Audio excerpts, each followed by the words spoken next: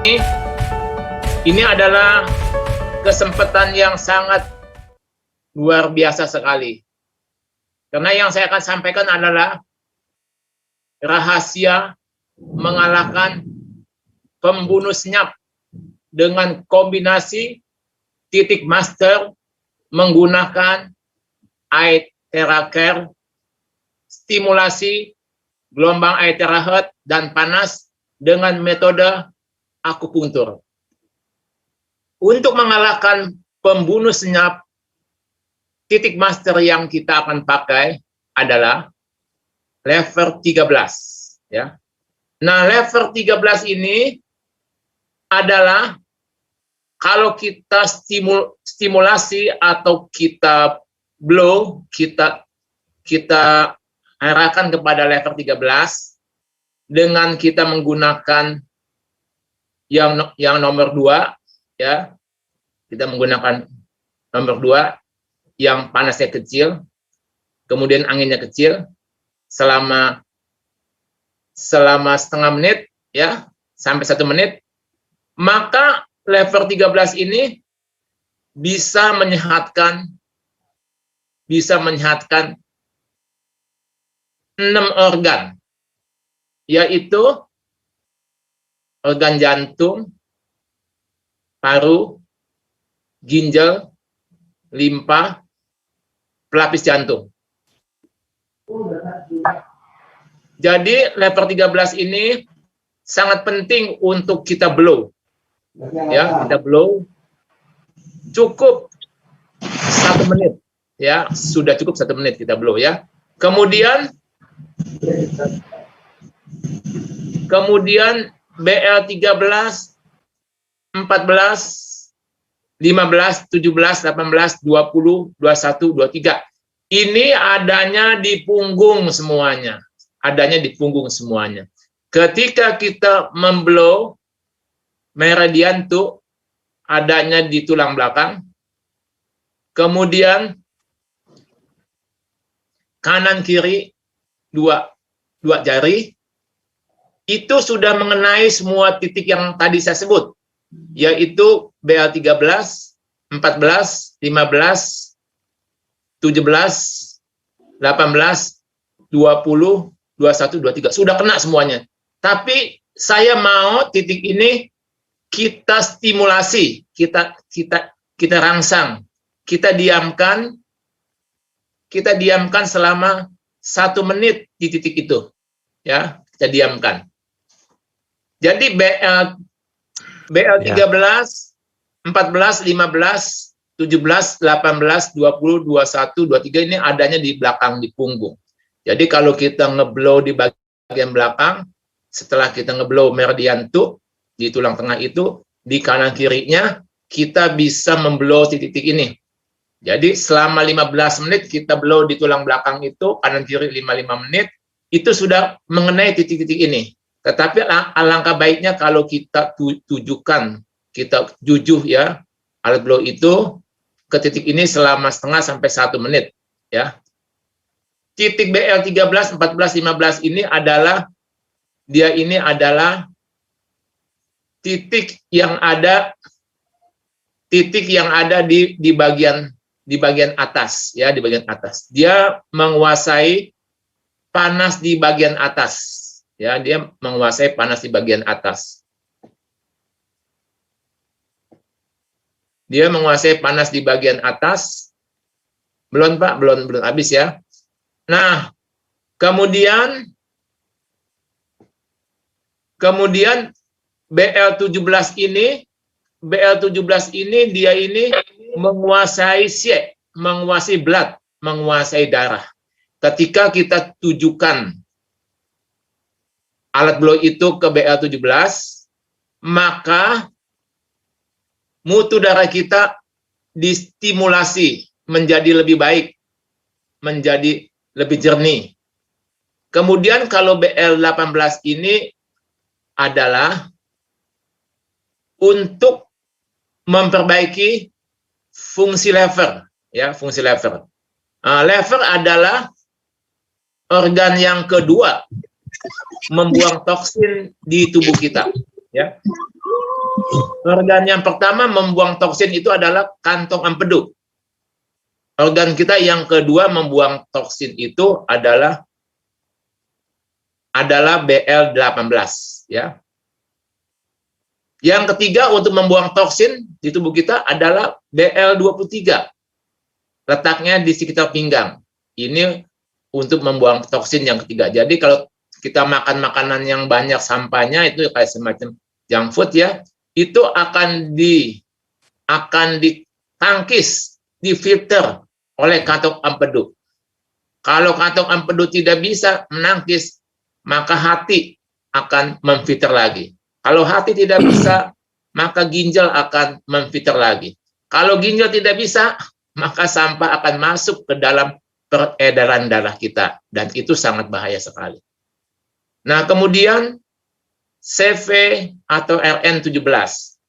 RN17 ini adalah titik master point, titik master ya, yang menguasai energi ya, yang titik yang menguasai energi. Sedangkan CV 13, 12, dan 10 ini adalah titik yang menyuburkan makanan minuman yang kita makan, alias lambung limpah. Ketika lambung limpah kita ini menjadi baik, maka mutu darah kita dan energi kita menjadi lebih baik. Sebab titik CV 13, 12, 10 ini adalah titik awal menciptakan energi dan darah. Kemudian titik CV6 atau RN6 ini adalah titik yang menguasai lautan energi ya, titik yang menguasai lautan energi. Sedangkan HT7 ini adalah titik master point untuk gangguan organ jantung ya, titik master point untuk gangguan organ jantung seperti debar jantung, gelisah ya, ketakutan, tidak bisa tidur. Ini HT7 ini sangat penting sekali. Kemudian KE3 ini adalah titik master untuk memperbaiki fungsi ginjal. Jadi kalau ada masalah ginjal, sakit ginjal, gagal ginjal, ya, ginjalnya lemah, titik ini kita harus pakai karena dia titik yang langsung memperbaiki fungsi ginjal. Nah, titik master tersebut kita blow masing-masing 1 menit, ya, masing-masing 1 menit. Tidak usah lama-lama ya. Tidak usah lama-lama. Nah, urutan blow ya. Urutan blow-nya adalah yang pertama kita blow adalah meridian 2 atau GV. Masuk Pak, naik ke atas lagi Pak. Ya. Ya. Yang pertama ya, susunan ngeblow itu yang pertama kita blow meridian 2 atau GV. Sebab ketika kita memblow meridian 2 atau GV, ini berarti kita ingin menciptakan stem cell yang banyak. Sebab pada tulang belakang, jadi meridian 2 itu adanya di atas tulang belakang. Pada waktu kita ngeblow di tulang belakang atau di meridian 2 itu, di situ ada sumsum tulang, sumsum tulang merah. Sumsum tulang merah itu adalah bahan baku untuk membuat stem cell. Nah, ketika kita blow di situ dengan waktu yang tertentu minimal 5 menit, ya, kanan kiri juga kita blow 5 menit jadi 15 menit. Maka pada saat itu terbentuklah stem cell, di mana fungsi stem cell itu adalah untuk membuang sampah-sampah di badan kita. Karena pada saat gelombang frekuensi air terahat itu, dalam 1 detik dia bisa menghasilkan jutaan getaran. Ketika getaran itu terjadi dan getaran itu, frekuensi itu sesuai dengan frekuensi sel tubuh kita. Ketika ada getaran yang begitu banyak, sehingga sampah-sampah yang begitu banyak yang menempel bahkan yang ada di dalam sel semua terlepas. Kemudian sel-sel yang pasif, yang ngantuk, semua dibangkitkan dengan adanya gelombang air terahat ini. Sebab gelombang air terahat ini mempunyai frekuensi sama dengan sel kita. Kemudian yang ketiga adalah fungsi stem cell ini adalah meregenerasi sel. Ya, ketika kita blow akan terjadi regenerasi sel. Nah, bagaimana supaya regenerasi sel itu sempurna? Kita mesti membantu makanan minuman yang bermutu. Ketika kita blow di tulang belakang, tidak terjadi regenerasi sel yang baik, dikarenakan makanan minuman yang masuk itu ke tubuh kita tidak baik. Sehingga kalau dia tidak baik, maka sel yang dihasilkan itu adalah cacat. Alias disebutnya degenerasi sel, bukannya regenerasi sel, degenerasi sel. Kemudian yang kedua, meridian BL, kanan kiri meridian tuh, ya, 2 jari. Nah, masing-masing kita blow 5 menit, ya. Ini akan mengenai 12 macam organ di tubuh kita, ya. Yaitu paru, usus besar, lambung, limpa, jantung, usus kecil, kantong kemih, ginjal, perikardium, limpa manas, kantong empedu, hati. Kemudian yang ketiga, tempat-tempat lain menurut Clive masing-masing 1 menit, ya. Di ketiak gitu ya, kelenjar limpatik ya, di telapak tangan, telapak kaki, di belakang lutut, di selangkangan. Ya, itu kalau ada waktu ya harus di blow. Kemudian yang keempat, titik-titik master yang tadi saya sebutkan, masing-masing 1 menit ya. Nah, yang harus kita ketahui, 1 ya, alat untuk mengetes ke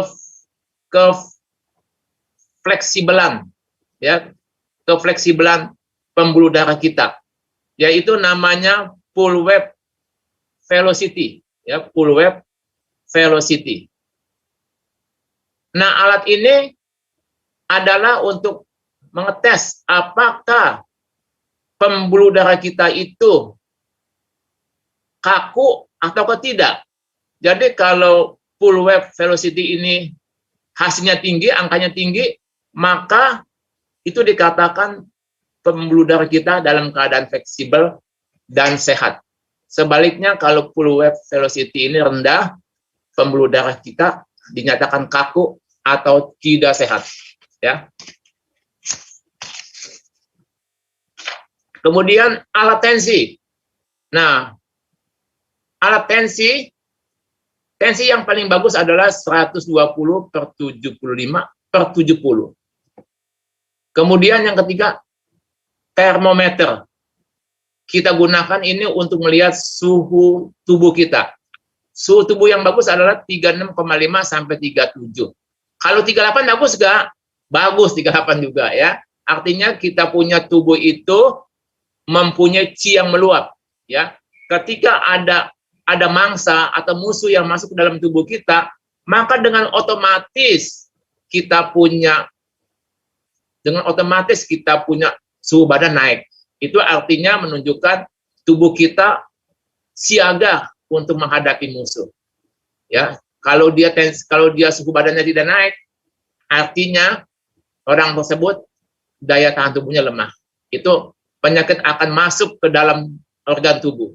Ketika tubuh kita panasnya naik, artinya musuh yang ada di permukaan kulit kita dihadang oleh daya tahan tubuh kita, dihadang oleh qi pertahanan tubuh kita, sehingga tidak bisa masuk. Okay.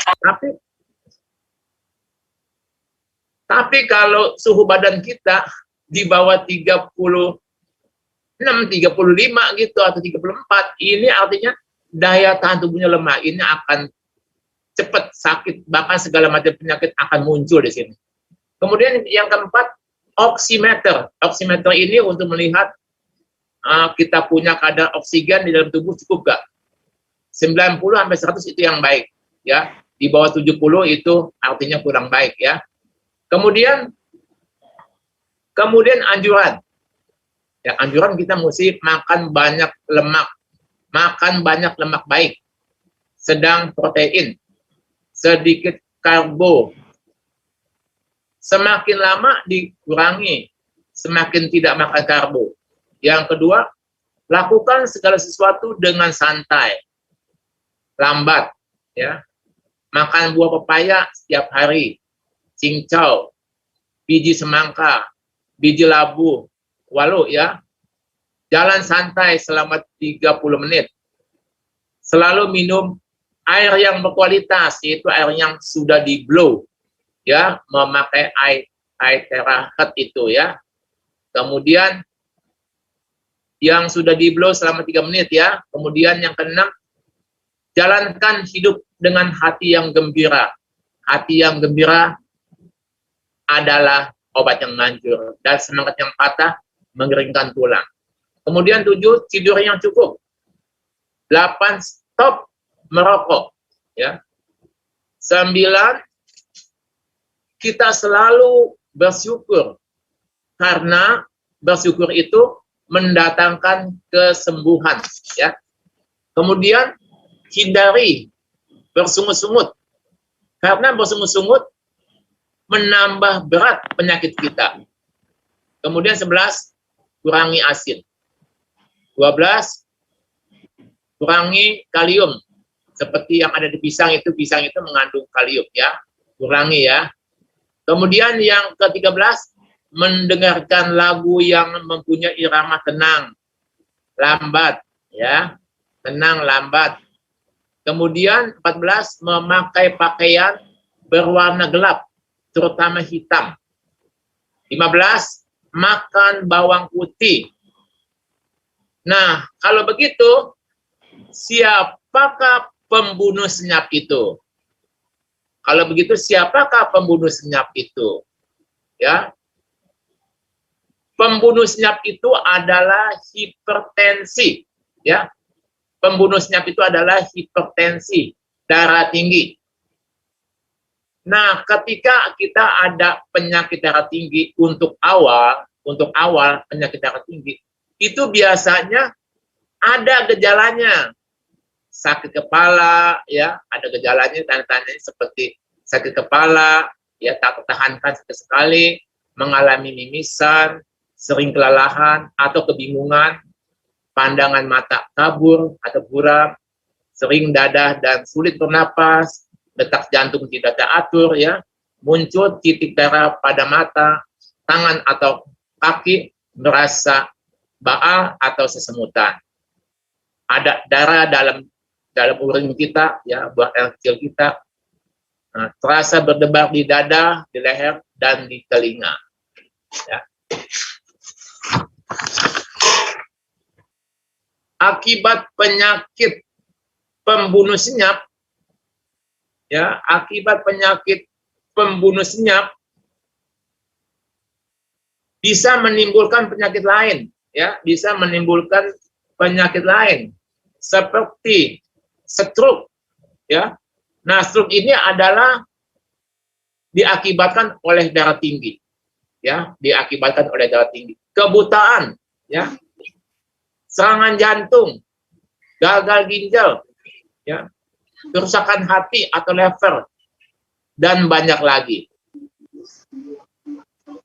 Ya, jadi kalau begitu, siapakah pembunuh senyap itu? Yang tadi saya bilang adalah penyakit hipertensi atau darah tinggi.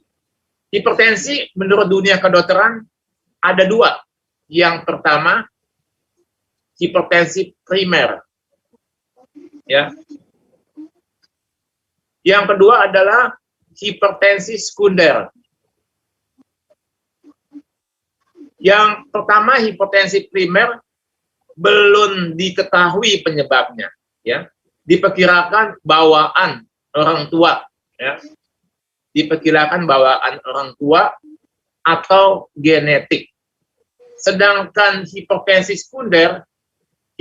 sekunder penyebabnya antara lain sleep apnea, ya, jalan napas tersumbat, tumor kelenjar adrenal, ya. Kemudian yang ketiga masalah tiroid, ya. Kemudian cacat bawaan di pembuluh darah kita. Kemudian obat-obatan seperti pil KB, obat flu, obat penghilang rasa sakit, itu juga pencetus timbulnya hipertensi. Kemudian obat-obatan terlarang, ya. Kemudian kecanduan alkohol. Menurut pengobatan timur, hipertensi itu bisa disebabkan oleh alam semesta. Pemicu dari hipertensi menurut pengobatan timur itu adalah disebabkan oleh panas yang berlebihan. Panas yang berlebihan itu akan menjadi api. Ketika panas itu menjadi api, menyebabkan pembuluh darah kita menjadi pecah. Ya, menjadi pecah. Kalau di kepala dia pecah, ada stroke. Kemudian yang kedua, emosi marah yang berlebihan. Emosi marah yang berlebihan ini, ya, akan menimbulkan api yang menyala besar, ya. Karena emosi marah ini kayu, ya, kayu. Jadi kalau jantung, sedangkan hipertensi itu adalah api, ya, jadi api. Jadi ketika emosi marah yang berlebihan itu bisa menyebabkan muka kemerahan dan pada akhirnya pembuluh darah otak kita pecah. Kemudian yang ketiga, penyebab lain-lain seperti kebanyakan makan asin-asin. Ya, makan asin-asin itu menyebabkan darah kita menjadi kental. Nah, kekentalan darah itulah yang memicu detak jantung menjadi cepat. Ketika detak jantung menjadi cepat, maka dengan otomatis tensi menjadi naik. Kemudian lemak jahat. Ya, lemak jahat seperti kalau kita beli soto mie atau soto kaki, ya, ketika sotonya sudah dingin, soto mie-nya sudah dingin, di atas itu ada yang ngambang, ya, kuning-kuning, itu adalah lemak jahat.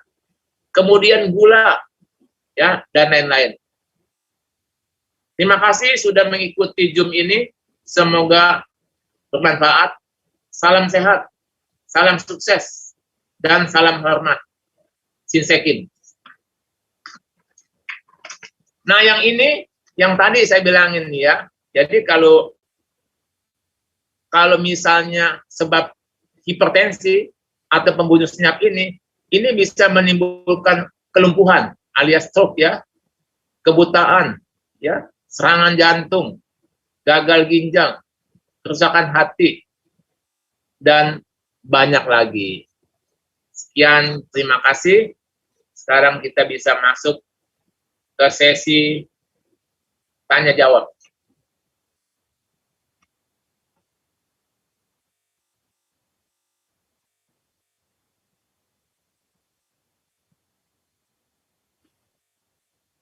Pak Roni.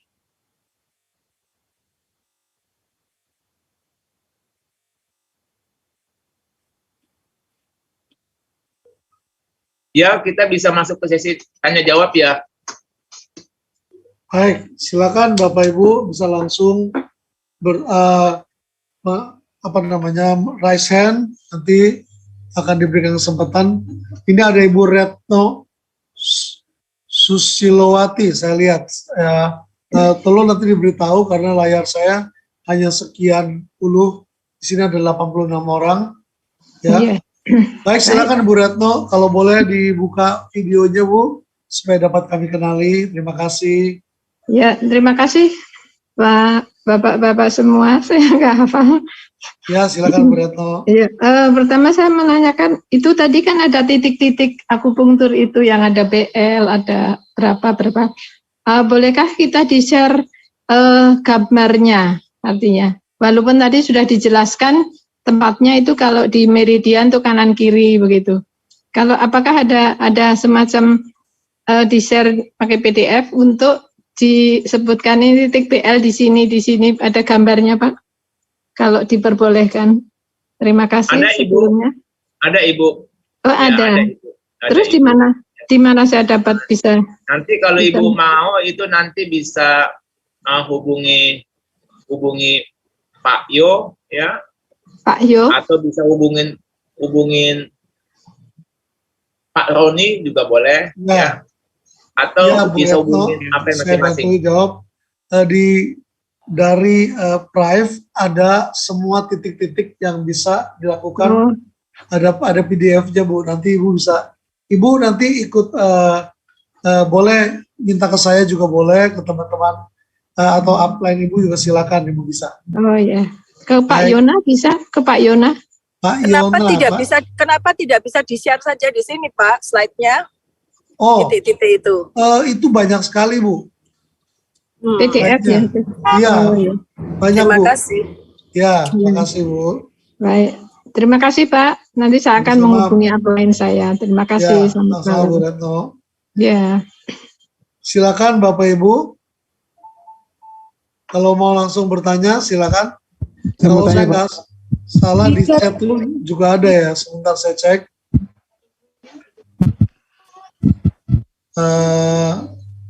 Saya naik ke atas sebentar. Oh, tadi udah mulai diabetes itu ya. Sudah ya tadi. Blow-nya di mana? Atau Pak Kim langsung ditanya, di sini ada kalau diabetes blow-nya di mana ya? Oke. Yang nanya coba siapa ya? Bapak Ali Chandra ini. Ya Pak. Coba tolong Pak Ali disampaikan. Chandra. Terima kasih nih. Saya nggak ketemu Ya. nih Pak Ali Chandra. Kalau ada penyakit gula, ya, gula itu berhubungan dengan limpah lambung, ya, dengan limpah lambung. Kemudian dia juga berhubungan dengan hati di dalam dunia kedokteran, ya, berhubungan dengan hati.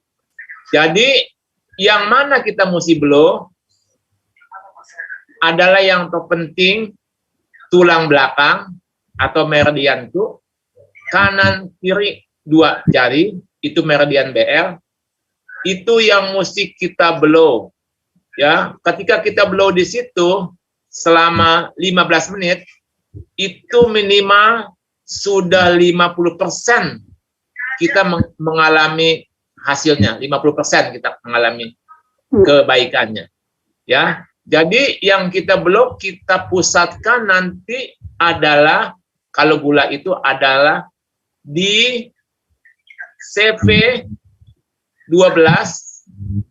CV13, CV10. 3 macam ini.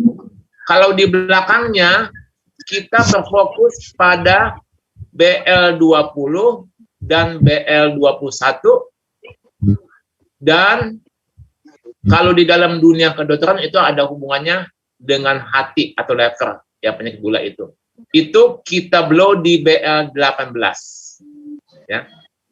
BL18 kita blow. Kalau mau ditambah lagi, boleh di blow di BL17 karena dia menguasai menguasai blood, menguasai darah. Ya. Itu yang terpenting Ibu, ya. Kalau ketika kita mau berfokus kepada titik akupunturnya, kita menggunakan blow yang paling kecil. Di sini kita lebih banyak memanfaatkan gelombang air terakhirnya. Ya.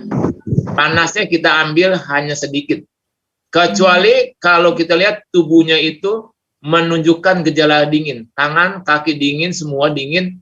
Itu kita harapkan perlahan demi perlahan kita pakai yang paling panas.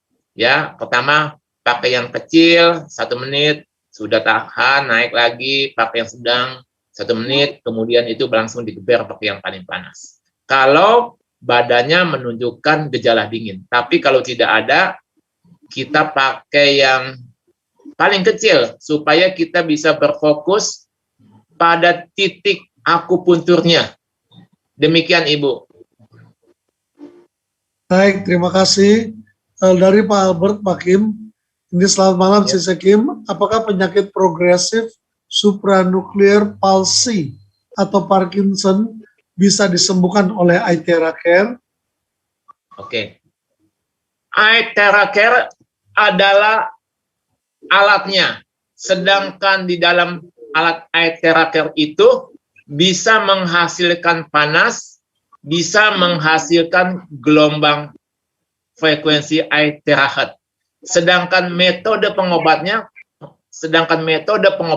kita gunakan metode pengobatan akupuntur.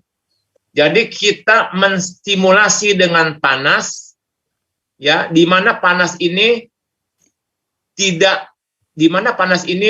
radiasinya 0. Kemudian kita stimulasi juga dengan gelombang iTerahertz. Perpaduan antara panas dan gelombang iTerahertz ini sangat luar biasa, di mana panasnya satu kegunaannya melancarkan peredaran darah dan tenaga. Yang kedua, menghilangkan gejala dingin. Sedangkan gelombang iTerahertz-nya, ya, dia berfungsi membuang sampah-sampah di badan kita. Ketika sampah-sampah di badan kita terbuang, maka dengan otomatis tubuh kita jadi bertambah sehat. Kemudian yang kedua, mengaktifkan sel-sel yang ngantuk, sel-sel yang lesu. Kemudian yang ketiga adalah meregenerasi sel. Dan ini segala macam penyakit apapun juga dengan cara ini sangat membantu. Bahkan dengan kebaikan yang Maha Kuasa, kita dipulihkan secara sempurna. Kemudian saya tekankan lagi di sini. Ya, kalau kita mau sembuh, lakukanlah yang baik. Lakukanlah banyak yang baik kepada tubuh kita. Lakukanlah banyak yang baik kepada sesama kita. Lakukanlah yang baik yang utama kepada Allah Sang Pencipta. Lakukan yang baik kepada Allah Sang Pencipta itu apa sih? Apa yang dia katakan ikuti. Misalnya dibilang, jangan membalas kejahatan dengan kejahatan. Balaslah kejahatan dengan kebaikan. Kita ikuti. Maka kalau kita jalani semuanya ini, dengan si izin Allah Sang Pencipta alam semesta, kita menjadi sehat kembali. Amin. Baik, Pak Kim, ada lagi ini pertanyaan dari Pak Stephen. Pak Kim, untuk pengapuran di lumbar bawah, di bawah pinggang, bagian titik mana yang harus di-blow? Terima kasih, Pak. Tetap, kita kalau ngeblow itu blow standar di tulang belakang dan di kanan kiri 2 jari itu harus kita blow. Sebab ketika kita blow di situ aja, itu sudah minimal 50% sudah selesaikan. Ya. Kemudian kalau ada waktu kita blow di telapak tangan, di telapak kaki, kelenjar limpatik, ya semua kita blow. Ya, kemudian di tempat yang bermasalah, yaitu di tulang dari pinggang sampai ke bawah itu kita ulang lagi, kita blow lagi. Di situ ada titik BL 23, 24, 25, 27, sampai 30 sebatas pantat itu kita blow semuanya. Tapi kita juga mesti tahu kenapa terjadi pengeroposan di tempat itu. Nah, kita mesti lihat usianya muda kah atau tua. Kalau sudah tua, biasanya, atau yang masih muda juga kadang-kadang terjadi. Biasanya kekurangan vitamin D. Jadi sebaiknya kita juga cek vitamin D. Vitamin D di tubuh kita cukup nggak? Kalau dia tidak cukup, ya kita mesti makan vitamin D3. Nanti kita lihat, kalau dia kurangnya banyak, kita mesti makan yang 5.000 IU sampai 10.000 IU. Kalau udah kurang dikit, tidak cukup makan yang 1.000 IU, itu standar ya. Nah, Baik. kalau kita sudah tahu kekurangan vitamin D tubuh kita belum hasilnya minimal nanti kita bilang nih alatnya nih kagak canggih nih, padahal bukan, sebab setiap penyakit itu pasti ada penyebabnya. Nah, penyebabnya itu mesti kita dapatkan sehingga kesembuhannya menjadi sempurna. Demikian. Baik, Pak Kim, terima kasih. Sebelum nanti ada Ibu Akhyari dan Pak Carlos yang sudah raise hand, ini ada pertanyaan sebelum nanti ya. Kalau stroke sebelah kiri saja yang di blow apa saja Pak dari Pak Evan ini? Kita mesti tahu itu stroke-nya ada di sebelah kanan ataukah di sebelah kiri. Kalau di sebelah kanan, kita utamakan blow di bagian kepala di sebelah kiri. Kalau stroke-nya di sebelah kiri, kita blow di kepala di bagian sebelah kanan. Dengan catatan, kita lihat tensinya tinggi nggak? Kalau tensinya tinggi, kita sebaiknya jangan blow di kepala. Ya, sebaiknya jangan di blow kepala. Kita akan menggunakan titik-titik lain, ya, begitu. Jadi kalau misalnya kita masih mau ngeblow juga di bagian kepala, masih boleh kita pakai yang paling kecil, yang paling kecil, yang panasnya sedikit. Di sini kita hanya menggunakan gelombang air terakhirnya dan hanya kita menggunakan panas yang kecil. Demikian, Pak. Baik, terima kasih Pak. Ini ada Ibu Akhyari, silakan, sudah raise hand duluan. Baik, terima kasih Pak Roni. Ya. Selamat malam Pak Roni dan juga Pak Ya, Master selamat malam, King. Bu. Itu saya kemarin itu lagi berkunjung ke salah satu kita punya penasehat. Itu dia udah pernah operasi bypass 12 tahun yang lalu. Nah, pertanyaan saya di titik mana yang bisa di blow? Karena dia sudah operasi 7 kali ya, macam-macam operasi. Jadi ada liver, ada segala macam komplikasi lah. Tapi yang mau tahu itu untuk jantung. Karena kalau sudah operasi bypass, kita mau kasih kekuatan buat dia kan mestinya di titik yang Pak Kim pernah bilang kan, di titik pusat kan di tengah dada situ. Jadi yang mana yang bagus ya kalau kita blow ke beliau? Jadi Ibu kalau ada pasien penyakit jantung atau komplikasi, memang kita di sini kerjanya banyak ya. Tapi ini saya kasih contoh aja, kalau ada pasien penyakit jantung, apa yang kita mesti blow, tetap sebagaimana yang saya kasih tahu, kita ngeblow di sepanjang tulang belakang atau di meridian tuh. Kemudian yang kedua, kita blow di kanan kiri tulang belakang atau itu disebut meridian BL atau bladder. Nah, ketika ada orang masalah penyakit jantung, ya, itu kita mesti kuatkan levernya. Jadi levernya mesti kita kuatkan. Apa artinya kuatkan? Jadi jangan kita makan makanan yang membahayakan lever. Makanan-makanan yang membahayakan lever itu seperti lemak jahat, ya, lemak jahat, ya. Jadi kalau makan lemak baik, levernya menjadi lebih kuat lagi, sehingga dia bisa menopang jantungnya, sehingga jantungnya menjadi sehat, ya, menjadi sehat. Kemudian apalagi yang kita mesti perbaiki? Ini kita bisa blow di levernya, Ibu. Di lever adanya di sebelah kanan ya. Sebelah kanan di bawah tulang iga itu ya. Itu kita blow di situ ya. Kita menggunakan blow yang pakai yang paling kecil ya. Kita jujuh, nanti kita blow lagi pakai yang sedang 2 menit, nanti kita geber lagi pakai yang paling panas 2 menit, Ibu ya. Nah, kemudian apalagi? Nah, jantung ini dia ini adalah jantung ini adalah tetangganya organ lung atau paru. Sehingga kalau parunya sehat, maka jantungnya ikut terbantu menjadi sehat. Jadi dengan kata lain, orang yang sakit jantung dia juga mesti ada latihan napas ya, ambil napas, buang napas, ambil napas, buang napas. Semakin hari semakin kuat napasnya. Ini akan membantu meringankan beban daripada si jantung. Nah, cileper makanannya yang baik ini akan menopang jantungnya. Demikian Ibu Suni, bisa terjawab? Baik. Ibu Sani, itu satu lagi saya tambah ya. Badannya itu seluruh dari kaki sampai di tangan itu dingin sekali, sama sering transfusi darah karena HB-nya turun terus. Nah, kalau dia dingin aja ya, Ibu Suni ya, Ibu Sani ya, kalau dingin saja itu menunjukkan kekurangan energi. Ya, dingin kekurangan energi. Orang yang kekurangan energi itu gampang diserang penyakit alias penyakitnya gado-gado. Biasanya seperti itu ya.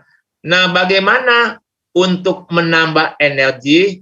Nah, kita boleh pakai yang panas.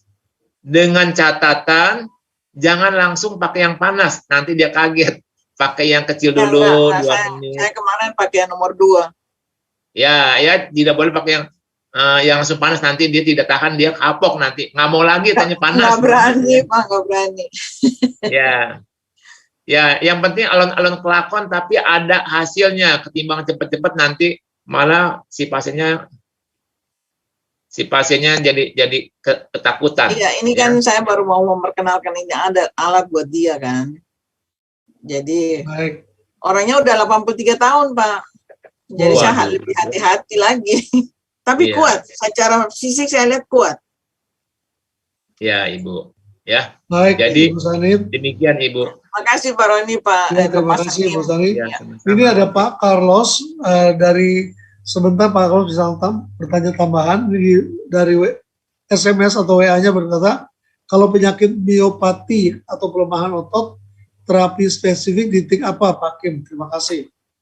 Silakan, Pak Carlos, ada tambahan pertanyaannya? Ya, Pak Roni, sekalian aja. Baik, terima kasih Pak Roni buat kesempatannya. Juga terima kasih Master Kim yang luar biasa. Ya, saya perlu kasih aplaus nih. Karena saya ikuti ilmu dari Pak Kim ini, saya banyak sekali dibukakan. Ya, terakhir saya membuat kesimpulan bahwa penjelasan Pak Kim ini adalah spesifikasi atau lanjutan dari terapi dasar atau terapi umum. Menurut saya, kalau saya tidak salah, Pak Kim mohon dikoreksi, terapi yang kita pakai, flow yang kita pakai di awal, yaitu meridian limfatik, itu adalah terapi umum atau terapi dasar. Sedangkan metodenya, cara pengobatan dari Pak Kim ini adalah lebih spesifik. Dan saya praktekkan itu, Pak Kim. Sedikit saya tambahkan untuk testimoni. Saya punya alergi. Alergi salah satunya itu dingin. Ya, ini Kupang, kebetulan saya di Kupang, ini lagi dingin, musim dingin udah 2 bulan. Itu yang sangat menyiksa bagi saya. Itu kalau udah jam 3 subuh, sampai jam 5 subuh, itu waktu pergumulan saya. Karena biasanya udah batuk yang parah, sampai muntah, maaf ya. Tapi saya setelah dapat ilmu dari Pak Kim, kalau tidak salah 2 minggu kemarin, Jumat atau Kamis 2 minggu kemarin itu, tentang titik terapi itu, saya praktekkan itu Pak Kim. Ya, kalau paru-paru itu di lengan ya, di tangan ini ada titik. Ini namanya apa Pak Kim? Saya lupa. LU9 Pak, LU9, Tayen. LU9, ya. Saya terapi itu setiap sebelum tidur Pak Kim. Dan dan puji Tuhan sudah semingguan saya punya gejala dan pengaruh efek dari alergi itu hilang total sama saya. Amin, kebaikan Tuhan, Pak. Iya. Ini saya tahu kalau saya tidur malam subuh itu saya waspada. Saya biar nyenyak sekalipun, mimpi sekalipun pasti terbangun. Tetapi setelah saya praktekkan metodenya Pak Kim ini, puji Tuhan, saya tidur nyenyak sampai pagi, sampai udah semingguan lebih. Dan saya punya testimoni, saya praktekkan ini ke klien atau pasien yang saya terapi dan banyak sekali testimoni yang luar biasa. Terima kasih Pak Kim. Sama-sama mengenai metode atau ilmu yang luar biasa ini. Kembali ke pertanyaan saya tadi Pak Kim, yang miopati. Miopati itu pelemahan otot, itu penyakit langka. Penyakit langka menurut ilmu kedokteran. Dan tidak ada obatnya. So far menurut kedokteran. Karena teman saya, pasien ini, klien saya ini udah berobat sampai Jakarta, nggak bisa. Dan sekarang sedang memakai alat ini. Beliau sudah beli alat ini. Tapi selama ini kan masih terapi umum yang saya bilang tadi itu Pak Kim, meridian dan limfatik dan titik-titik tertentu. Tapi ilmu dari Pak Kim yang titik apa itu yang pertanyaannya malam hari ini Pak Kim. Silakan Pak Kim. Terima kasih. Ya, jadi kalau gangguan otot itu Pak, otot itu adalah tempat penyimpanan energi yang siap dipakai. Jadi kalau dia ototnya tidak baik atau mengecil, maka penyimpanan energinya tidak cukup. Ketika energinya tidak cukup, maka daya tahan tubuhnya menjadi lebih lemah atau menjadi lemah sekali. Makanya kalau atlet itu ototnya gede-gede, dia itu badannya menjadi panas, dia itu kena badai, kena angin tofan, dia tidak apa-apa karena ototnya gede. Otot itu adalah identik dengan daya tahan tubuh kita. Semakin gede otot kita, semakin banyak tenaga yang disimpan. Jadi kalau kita makan banyak, nggak mau gedein otot, ya jadi tenaganya kena kebuang, Pak. Ya. Jadi yang paling penting kalau ada yang seperti itu, dia mesti latihan otot, Pak. Karena walaupun dia makan makanan gizi, ototnya kecil, tidak bisa disimpan, dia tumpah, Pak. Betul. Begitu, Pak Carlos. Jadi tetap yang namanya blow di belakang itu yang menjadi fundamental. Kita ingin mengaktifkan stem cell-nya ya di tulang belakang. Kalau di tulang belakang kita blow itu adalah untuk mengaktifkan stem cell, Pak. Stem cell itu fungsinya luar biasa ya, membuang sampah-sampah di badan kita, kemudian mengaktifkan sel yang lemah, kemudian meregenerasi sel. Kemudian panasnya juga kita butuhkan ketika pasien itu menunjukkan gejala dingin, Pak. Nah, yang gangguan otot ini, tenaganya tidak cukup, Pak. Jadi ototnya ngecil, dia itu mesti disimpan di dalam ototnya. Itu makanya dia, selain dia mesti makanan yang bergizi, makanan yang dipanaskan juga dengan alat air care ini, dia juga mesti latihan, Pak. Latihan otot, begitu. Latihan ototnya gimana, Pak Kim? Ya, pakai beban, Pak. Beban yang kecil nanti naikkan bebannya lagi, dinaikkan lagi. Nah, nanti tempat-tempat yang ototnya kecil itu, Bapak boleh stimulasi, dibantu pijitan kecil, boleh. Kemudian langsung di blow, Pak, di tempat itu. Nah, blow itu tujuannya apa? Ya. Tujuan blow itu adalah untuk membuang sampah-sampah di situ, supaya nanti tenaga bisa masuk ke dalam situ. Kemudian yang kedua adalah untuk mengaktifkan selnya. Kemudian yang ketiga meregenerasi sel. Sehingga nanti pada saat kita makan, minum makanan yang bergizi, maka ototnya menjadi sempurna lagi dengan kebaikan Tuhan. Begitu Pak Carlos. Ya Pak Kim, itu kalau begitu itu informasi yang luar biasa. Kalau itu titiknya apa namanya? Apa? Titiknya pakai GB34, Pak. Itu bisa ditunjukkan enggak? Ini beliau ada hadir sekarang di sini. Ada hadir. Kalau GB34 Bapak kagak tahu, nanti saya kasih nanti. Itu nanti. Kalau Bapak pengen browsing di internet juga ada. Bilang aja titik akupuntur GB34. Adanya di bawah lutut di sebelah kanan, Pak. Lateral. GB34 ya? Ya, sebutnya titik akupuntur GB34. Itu titik master untuk gangguan tendon dan otot, Pak. Oke, ya. Baik. Oh, ini ya. Ya, betul sekali. Iya, betul. Ya. Terima kasih, ini luar biasa informasi. Latihan atlet, ya atlet kalau badannya cepat jadi, di sini mesti di blow nih. Kalau wanita pengen, maaf ya, kalau wanita pengen payudaranya kencang, nah ini tempatnya Pak, di blow in di sini. Wow, termasuk pria juga itu? Sama Pak, betul, pria juga. Luar biasa. Nah itu kan betul kan di bawah itu ada. Ada. Iya. Wow, ini ilmu yang luar biasa nih Pak Kim. Terima kasih banyak. Baik. Ya, kebaikan Tuhan, Pak. Terima kasih Pak Carlos. Pak Kim, ini ada pertanyaan lagi, nanti saya kira bisa diberitahu. Sinsekim alat praktek akupunkturnya di mana ya? Dari Pak Albert ini bertanya. Saya nanti bisa Ibu Pak Albert tahunya dari mana nih? Ya, kalau Pak Roni izinkan bisa dikasih tahu, Pak. Boleh izinkan Pak Kim, silakan. Ya. Jadi boleh catat Pak nomor telepon saya ini 08 777 51 33 888. Oke. Ya, terima kasih Pak Kim. Ya. Lalu ada pertanyaan dari Ibu Retno, sebentar ya Ibu Ina Saudara FN, ini pertanyaan masuk duluan. Dari Ibu Retno, kanker di otak di bagian dahi sudah dioperasi dan dianjurkan dengan kemoterapi 3 tahun lalu. Kemarin ada tanda akan meluas karena tidak sadar. Bolehkah di blow di mana? Terima kasih banyak. Oke, saya akan jawab ya. Penyakit kanker itu terjadi awalnya adalah tumor.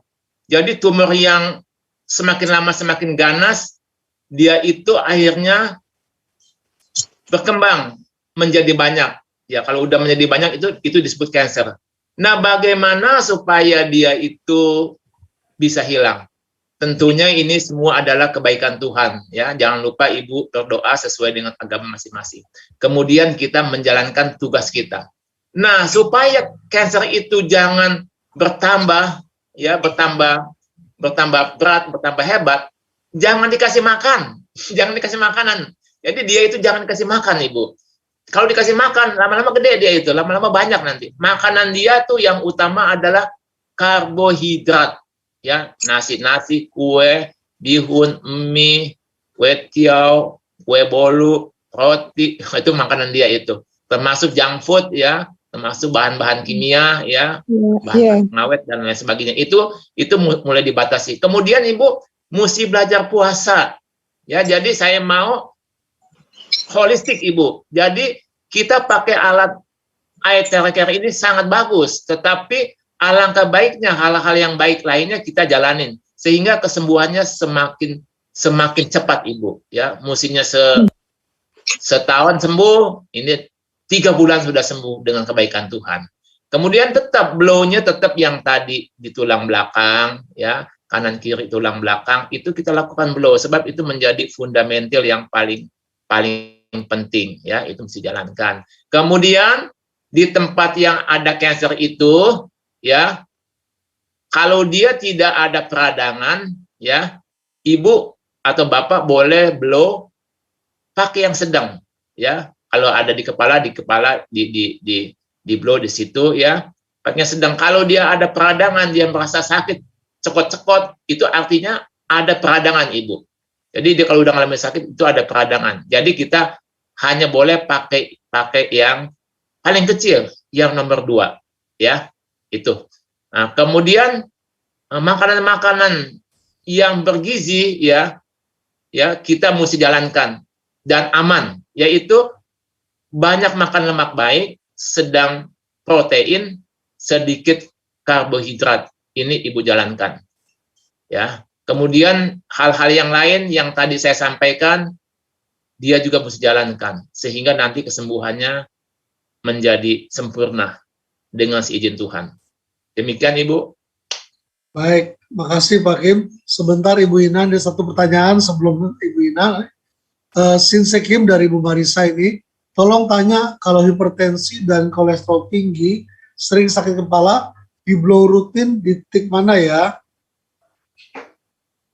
Sebetulnya yang paling penting adalah bukan blow-nya dulu. Yang paling penting kita mesti tahu kenapa dia itu bisa sakit kepala. Nah, kadang-kadang kalau kita pakai AC atau angin AC itu tiap malam kena ke kepala kita, dia bisa sakit kepala. Kalau kita blow, dia sembuh. Nanti setelah itu dia sakit kepala lagi. Jadi kita mesti, apakah dia misalnya juga kebanyakan makan makanan yang mengandung lemak jahat? Ini juga bisa menyebabkan sakit kepala. Apa disebabkan dia itu juga gulanya tinggi? Dia juga bisa sakit kepala karena darahnya kental. Jadi kita mesti tahu, kalau dia ada, ternyata dia ada gula, kita mesti cek gulanya bagus gak? Nah, kalau gulanya sudah bagus, kita tanya lagi. Kalau malam pakai AC, angin AC kena ke kepala nggak? Nah, kalau enggak, nanti mungkin ada keluhan lain. Jadi, sakit kepala itu banyak penyebabnya, dari pola makan, dari keadaan alam semesta yang tidak nyaman, ya, kena ke kepala kita, kemudian juga dari emosi, ya, kita punya marah yang berlebihan, emosinya meluap-luap, itu juga bisa membuat sakit kepala. Apa yang kita blow? Standar tetap tulang belakang, ya, ibu blow, kanan kiri ibu blow, kemudian di tempat yang merasa tidak nyaman, misalnya di kepala, ibu blow, dengan catatan tekanan darahnya baik. Demikian, Ibu. Baik, makasih Pak Kim. Nah, ini Ibu Ina, silakan. Sudah raise hand dari tadi. Sebelum lanjut ke pertanyaan di chatroom. Ya, terima kasih. Terima kasih Pak Kim sama Faik atas waktu yang diberikan kepada saya. Tadi saya udah mencatat nomornya Sinza Kim tuh, cuman lagi pas nyatat tiba-tiba handphonenya error. Boleh diulang lagi yang pertama itu? 08. Sebaiknya tanya pengundang, Ibu. Tanya pengundang. 08 Ya. berapa, Mas? Ibu yang undang siapa, Bu? Pak Henry. Ya. Boleh diulang tadi? Tadi udah nyatet, cuman tiba-tiba HP-nya error. Ya, 08777 Siap. 5133 Siap. 888.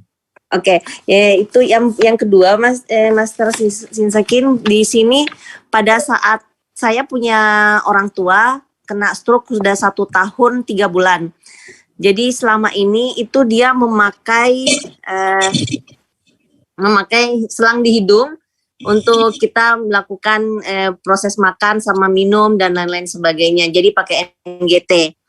Nah, pada saat proses memakai NGT itu kadang tiba-tiba dia tersedak atau sedikit-sedikit supaya belajar. Nah, saya sudah melakukan blow.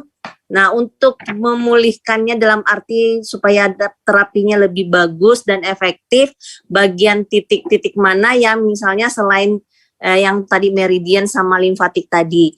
Nah, untuk bagian-bagian yang bisa kita lakukan supaya proses pemulihannya pasca stroke ini bisa lebih efektif di bagian mana saja, Sinsa Kim? Terima kasih. Ya, Ibu, yang pertama saya inginkan supaya selang itu bisa lepas, ya. Selang itu bisa lepas. Bagaimana selang itu bisa lepas?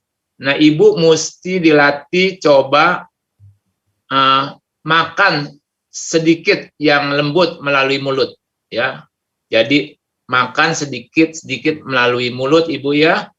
Dicoba, ya. Nanti semakin lama bisa semakin banyak. Nanti kalau ketika dia sudah mulai mengunyah dan semakin banyak dan tidak ada hal-hal yang membahayakan, nanti selang itu bisa dicabut, ya. Bisa dicabut. Nah, kemudian titik-titik mana lagi tambahannya yang mesti tambah? Ibu boleh blow di limfatik di sekitar leher, Ibu. Limfatik di sekitar leher, Ibu mesti blow. Dan kalau tidak ada darah tinggi, Ibu boleh blow pakai yang sedang, ya. Pakai yang sedang, yaitu yang nomor 1. Kemudian di leher itu, Ibu, ya, di leher itu, tulang leher itu, ya, Ibu bisa blow selama 5 menit, ya. Itu jangan pakai yang panas, pakai yang paling kecil, ya, Ibu, ya. Itu Ibu blow. Kemudian Ibu boleh menggunakan titik yang tadi itu, Ibu, titik LU9, Ibu. Itu boleh, yang di tangan itu, ya, LU9 boleh Ibu pakai. Kemudian di tulang belakang di kanan kiri 2 jari Ibu mesti blow. Kemudian Ibu fokus lagi, kasih waktu lebih di BL13. Itu adanya kurang lebih setinggi lipatan ketiak belakang, Ibu, ya. Itu berpotongan dengan tulang tengah, ya, tulang belakang kemudian kanan kiri 2 jari, itu kurang lebih titik BL 13. Di situ Ibu blow. Ya, Ibu blow, Ibu tembakan saja pakai yang paling kecil, yang nomor 2 Ibu. Ya, Ibu pakai yang paling kecil selama 1 menit Ibu tembakan di kanan kiri. Demikian Ibu. Baik. Ya, Terima kasih, Mr. Baik, Kim. terima kasih. Sama-sama Ibu Ina. Ya, Pak Kim, ini ada lagi di chat room dari Ibu Jen. Untuk mengecilkan payudara bisa juga ya, Sinse Kim? Jadi kalau misalnya ada pasien yang payudaranya kegedean, yang kita mau ini adalah berat badannya ideal nggak Ibu? Kalau tidak ideal Ibu, artinya bisa juga karena berat badannya kelewat gede, kelewat obesitas, sehingga dia juga membesarkan payudaranya Ibu. Jadi mesti proporsional Ibu, mesti gedenya sama, ya. Jadi kalau kita langsingkan badannya, nanti dengan otomatis payudaranya ikut kecil Ibu. Tapi kalau memangnya badannya sudah bagus, tapi itunya keluar gede Ibu. Nah kalau gedenya ini kena genetik Ibu, tidak bisa Ibu. Tapi gedenya ini karena makanan bisa Ibu. Tapi kalau genetik bawaan, nih jadi kalau bawaan itu memang sudah polanya begitu, ya. Ada orang yang badannya kecil, ya itunya keluar gede, ada gitu Bu. Ya tapi Ibu kalau mau coba boleh-boleh saja, ya Ibu blow. Jadi Ibu ini saya mencoba. Biasanya itu kalau gede itu bukan saja dia ada lemak, bisa juga dia ada toksin Ibu, ada sampah. Nah kalau Ibu blow di sekitar payudara itu, ya nanti sampah-sampahnya kena kebuang Ibu. Nanti payudaranya dia bisa bertambah kecil Ibu, bertambah kecil dan padat Ibu. Kalau ini mungkin gede gopior Ibu ya, lembek. Bisa juga begitu Bu ya. Tetap Ibu lakukan blow-blow di tempat yang standar Ibu lakukan. Jangan lupa sebelum blow minum air terahat ya. Itu saya punya anjuran Ibu. Baik, terima kasih Pak Kim. Ini dari Ibu Sani. Kalau lengan kiri sakit akibat operasi jantung atau sering kesakitan, titik mana yang di blow Pak? Makasih. Ya kalau itu habis operasi jantung dia sakit, itu artinya sumber penyakitnya adanya di jantung.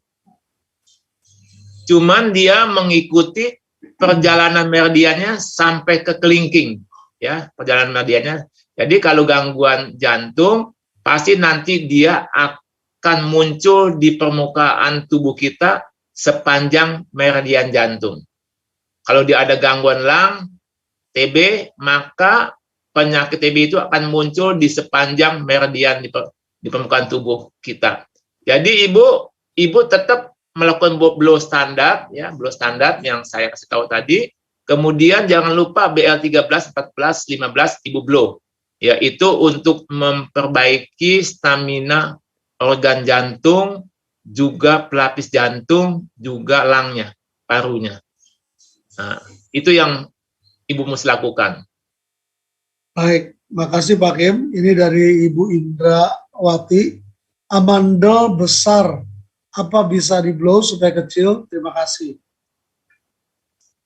Jadi amandel besar itu bisa saja gangguan tiroid, atau bisa juga ada hal-hal lain seperti ada daging tumbuh di sekitar itu, bisa juga. Ya, jadi kita mesti tahu, mesti lakukan pemeriksaan terlebih dahulu ke rumah sakit sehingga kita bisa melakukan blow yang sempurna. Tetapi kalau Ibu masih belum sempat, bisa saja Ibu kalau mau blow bisa saja.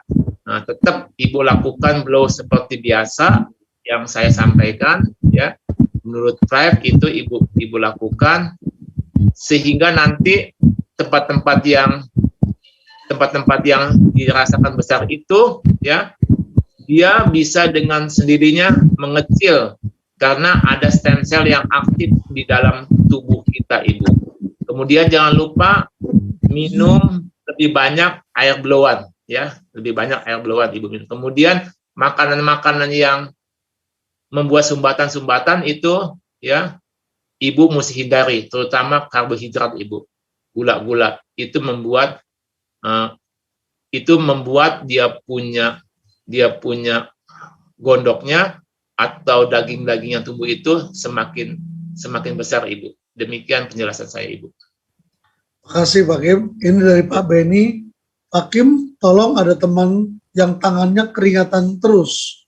Blow-nya di mana?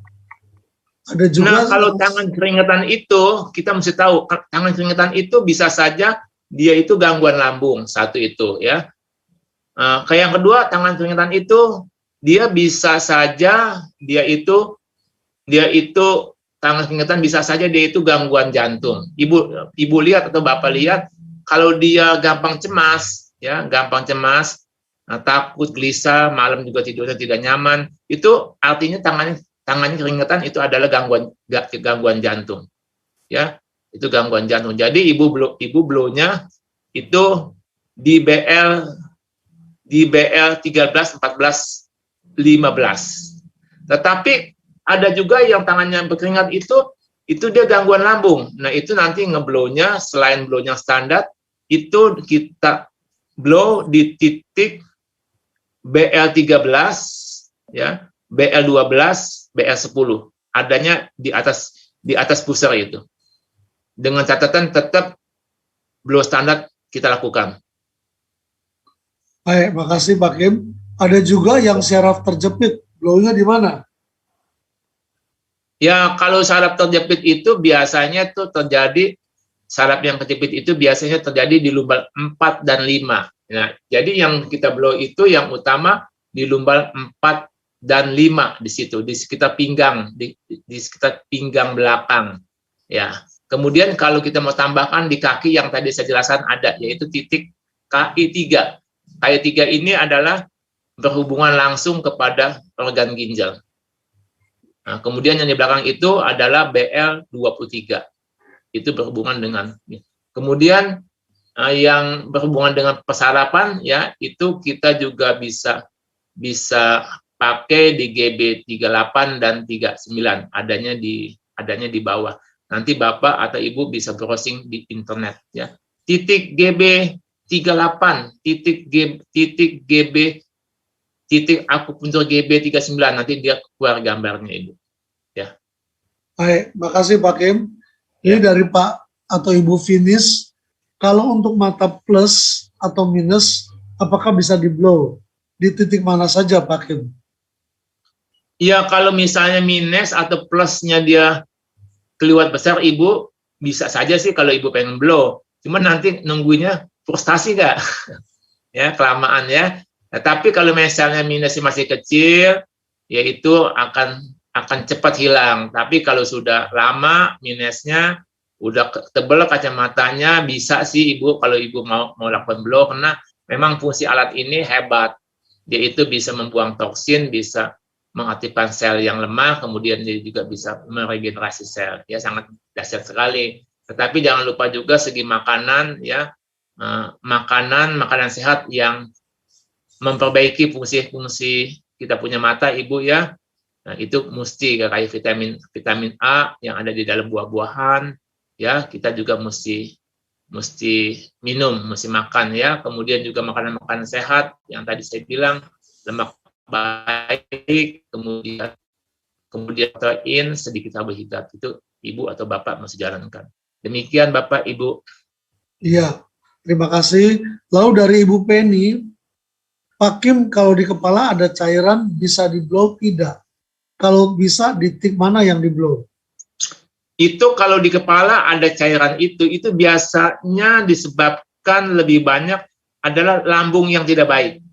Lambung yang tidak baik itu menyebabkan asam lambung naik ke atas dan akhirnya sampai ke kepala. Nah, di kepala itu ada tulang kepala dan itu tidak bisa ditembus. Sehingga akhirnya asam lambung itu berupa gas, dia naik ke atas dan dia berubah menjadi cairan. Dan itu biasanya kita perbaiki fungsi lambungnya, Ibu. Kalau perbaiki fungsi lambungnya, nanti niscaya dengan kebaikan Tuhan tidak akan bertambah cairannya. Nah, kemudian kalau cairan itu pasti berhubungan sama ginjal, Ibu. Jadi cairan itu di bawah penguasaan ginjal. Nah, kita tetap melakukan blow, selain blow standar, kita juga blow di BL23, kita juga blow di BL di KI3, ya kita blow, Ibu. Nah, kemudian cairan ya, air ya, ginjal itu. Kemudian juga jangan lupa ini supaya cairannya bisa gampang terbuang, dia juga mesti latihan olah napas, Ibu. Latihan olah napas ya. Olahraga ini membantu akan mempercepat cairan yang di kepala itu bisa terbuang, Ibu, ya. Demikian, Ibu, penjelasan saya. Baik, makasih Pak Kim. Ini dari Ibu Reni. Selamat malam Pak Kim. Kalau bola mata membesar sampai menonjol keluar, disebabkan karena kata dokter ada cairan yang menekan bola mata. Semakin lama makin menonjol, sehingga mata jadi keluar. Titik mana yang perlu di-blow? Terima kasih. Ya, itu Bu, kalau lihat begitu itu dia gangguan glukoma, Ibu. Dia gangguan glukoma. Ya, glukoma artinya itu ya tekanan bola matanya di situ meninggi karena cairannya tidak ada jalan, Ibu. Nah, itu biasanya kenapa bisa terjadi seperti ini? Yang tadi saya jelaskan. Jadi ketika biasanya yang gini terjadi tuh dia ada gangguan gula atau ada gangguan hipertensi, ya ini bisa terjadi. Itu bisa terjadi seperti itu karena pembuluh darah yang paling halus, dan halusnya itu seperti rambut di belah dua, Ibu. Ya, jadi yang paling gampang tersumbat adalah pembuluh darah yang paling halus. Ketika dia tersumbat, ya tidak ada gizi yang sampai kepada mata dan akhirnya semuanya tersumbat. Nanti pada akhirnya takutnya dia pecah, Ibu. Dia pecah. Jadi di sini diusahakan makanan karbohidrat mulai ditekan, semakin lama semakin sedikit, diganti dengan lemak baik, Ibu. Lemak baik itu seperti buah alpukat, ya, kelapa, omega 3, minyak zaitun atau olive oil extra virgin, VCO atau virgin coconut oil, kacang almond, dan lain-lain. Baik, makasih Pak Kim. Ini dari Pak Steven kembali. Pak Kim, untuk anak autis usia 5 tahun, bagian mana yang di-blow? Nah, autis itu, dia itu berhubungan dengan persarapan, ya, dengan persarapan. Jadi, titik mana yang mesti di-blow? Tentunya kita kalau mau cepat sembuh, kita holistik, ya. Sebagaimana yang dianjurkan oleh Thrive itu kita mesti jalankan. Kemudian ada titik-titik lain sebagai tambahan yang saya berikan. Kalau itu, dia itu berhubungan dengan kerja otak. Jadi yang kita blow adalah otak itu di bawah penguasaan organ ginjal di dalam pengobatan Cina. Jadi yang kita mesti blow itu sebagai tambahan di BL23, di KI3 kita blow dengan blow yang paling kecil. Kita bisa pantang di situ, ya. Kita bisa pantang, ya. Di pinggang kita bisa pantang 1 menit, nanti sisa waktu, ya, kita boleh blow pakai yang panas sedang sampai yang paling panas kalau dia tahan. Nah, kemudian di tempat-tempat sepanjang leher itu, Bu, ya, tulang leher itu kita mesti blow juga, Ibu, ya. Ya, supaya di situ ada titik Feng Fu, di situ ada titik GB16, itu akan mempengaruhi fungsi otak, ya. Di situ kita blow, ya, dengan yang kecil dengan waktu 1 menit. Kemudian kita mesti ingat kalau dia ada hipertensi, usahakan jangan di blow, ya. Kalau sampai pun mau di blow, kita pakai yang paling kecil dengan catatan waktu yang paling kecil juga. Demikian, Ibu, Bapak. Baik. Ya, terima kasih Pak Kim. Ini pertanyaan terakhir di chat room. Pak, kalau buat tinnitus di kuping, di blow di mana? Nah, tinnitus itu banyak penyebabnya, Ibu. Jadi tinnitus itu bisa juga disebabkan dia gangguan lambung, bisa menimbulkan tinnitus, ya. Jadi gangguan lambung bisa gangguan tinnitus kuping denging. Nah, bisa juga kuping denging itu dia itu dulu bekas pemain musik, ya. Jadi sebab dia pemain musik juga menyebabkan telinganya bisa tinnitus. Kemudian bisa juga tinnitus itu terjadi gangguan persarapan. Jadi kalau gangguan persarapan, ya tadi titiknya.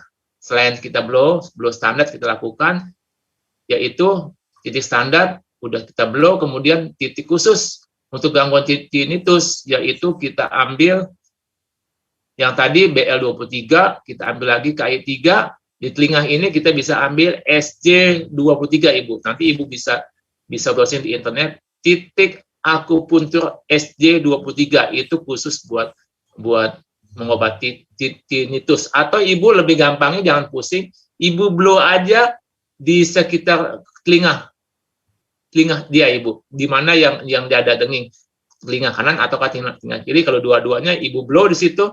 Jangan lupa, Ibu, jangan lupa ya, lubang telinganya Ibu mesti ini ya, tutup ya, ditutup lubang telinganya, sebab di situ ada selaput gendang, Bu.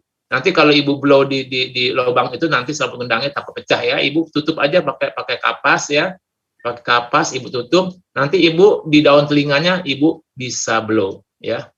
Ya, jangan lupa lubang telinganya mesti ditutup di situ, sebab ada selaput gendang. Jangan sampai nanti tinnitusnya belum baik, nanti selaput gendangnya pecah lagi. Demikian, Ibu ya. Baik, Pak Kim, ini Pak Ali yang tanya lanjut, karena sering pilek dan vertigo.